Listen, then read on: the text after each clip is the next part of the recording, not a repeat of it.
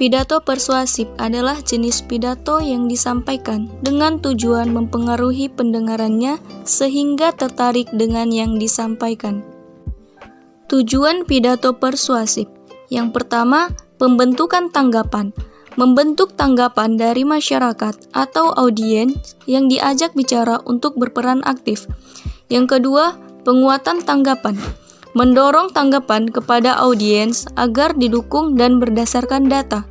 Yang ketiga, pengubahan tanggapan. Mengubah pemikiran dan mengajak kepada hal yang lebih baik.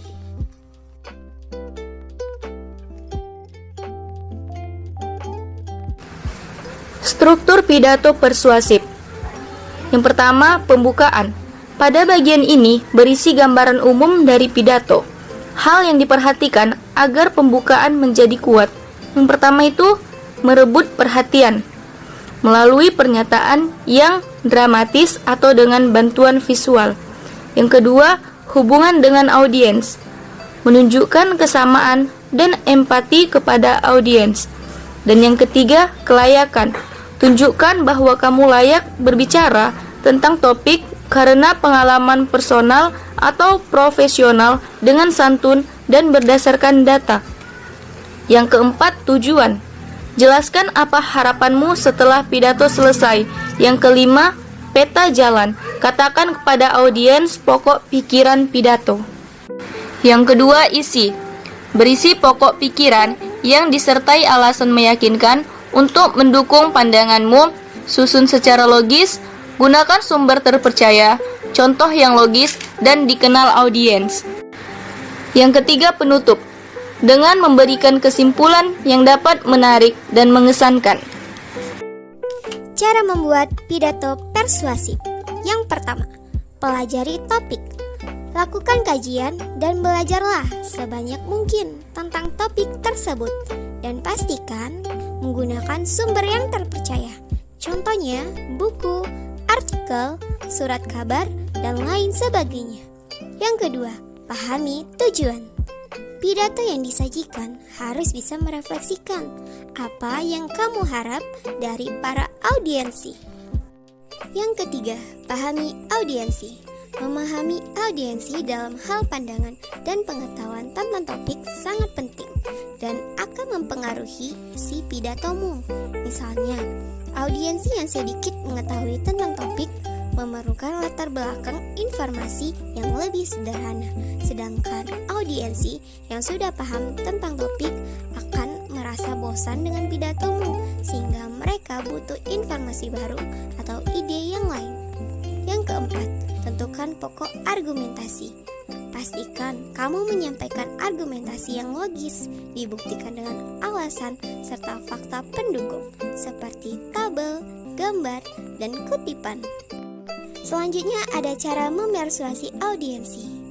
Yang pertama, melalui pendekatan etika, yaitu menggunakan nilai-nilai moral atau menyajikan mana hal yang benar dengan yang salah. Kedua, melalui pendekatan emosi, yaitu menggugah perasaan audiensi dengan membuat mereka merasa terharu, semangat, atau tergugah, tergantung dengan tujuan pidatonya. Yang ketiga, pendekatan logika, yaitu buat isi pidato masuk akal dengan didasari hal-hal yang kuat seperti sumber informasi yang terpercaya, teraktual, dan berdasarkan fakta.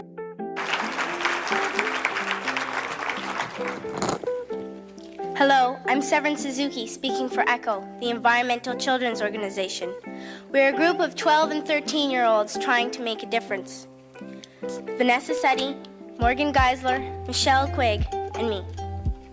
We've raised all the money to come here ourselves, to come 5,000 miles to tell you adults you must change your ways. Coming up here today, I have no hidden agenda. I am fighting for my future. Losing my future is not like losing an election or a few points on the stock market. I am here to speak for all generations to come. I am here to speak on behalf of the starving children around the world whose cries go unheard. I am here to speak for the countless animals dying across this planet because they have nowhere left to go. I am afraid to go out in the sun now because of the holes in our ozone. I am afraid to breathe the air because I don't know what chemicals are in it. I used to go fishing in Vancouver, my home, with my dad, until just a few years ago we found the fish full of cancers. And now we hear of animals and plants going extinct, every day vanishing forever. In my life, I have dreamt of seeing the great herds of wild animals, jungles and rainforests full of birds and butterflies. But now I wonder if they will even exist for my children to see. Did you have to worry of these things when you were my age? All this is happening before our eyes, and yet we act as if we have all the time we want and all the solutions. I'm only a child, and I don't have all the solutions. But I want you to realize, neither do you. You don't know how to fix the holes in our ozone layer. You don't know how to bring the salmon back up a dead stream. You don't know how to bring back an animal now extinct. And you can't bring back the forest that once grew where there is now a desert.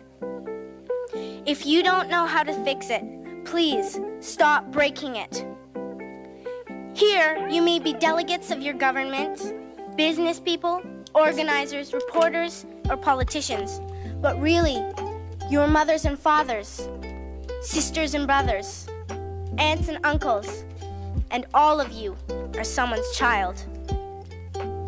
I'm only a child, yet I know we are all part of a family, 5 billion strong, in fact, 30 million species strong. And borders and governments will never change that. I'm only a child, yet I know we are all in this together and should act as one single world towards one single goal.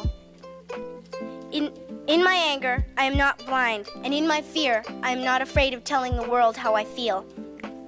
In my country, we make so much waste. We buy and throw away, buy and throw away, buy and throw away, and yet northern countries will not share with the needy. Even when we have more than enough, we are afraid to share. We are afraid to let go of some of our wealth.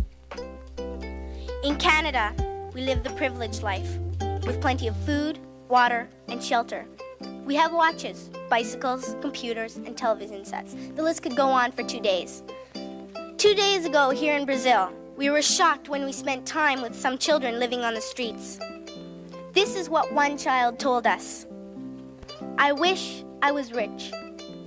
And if I were, I would give all the street children food, clothes, medicines, shelter, and love and affection. If a child on the streets who has nothing is willing to share, why are we who have everything still so greedy? I can't stop thinking that these are children my own age, that it makes a tremendous difference where you are born. That I could be one of those children living in the favelas of Rio. I could be a child starving in Somalia, or a victim of war in the Middle East, or a beggar in India. I am only a child, yet I know if all the money spent on war was spent on finding environmental answers, ending poverty, and finding treaties, what a wonderful place this earth would be.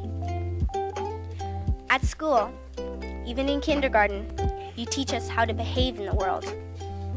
You teach us not to fight with others, to work things out, to respect others, to clean up our mess, not to hurt other creatures, to share, not be greedy.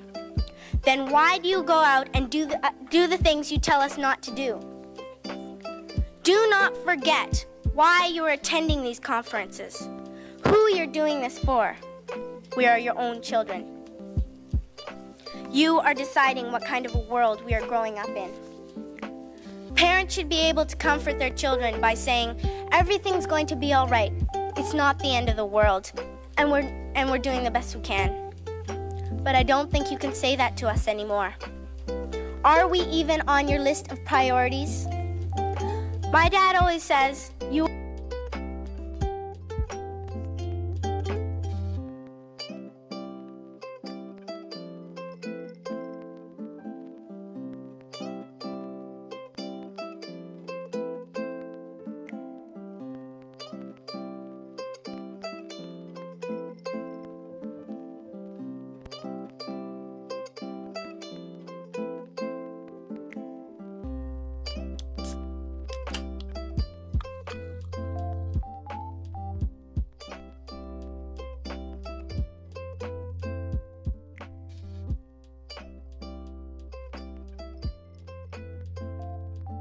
Untuk pengetahuan lebih lanjut, jawablah pertanyaan berikut ini.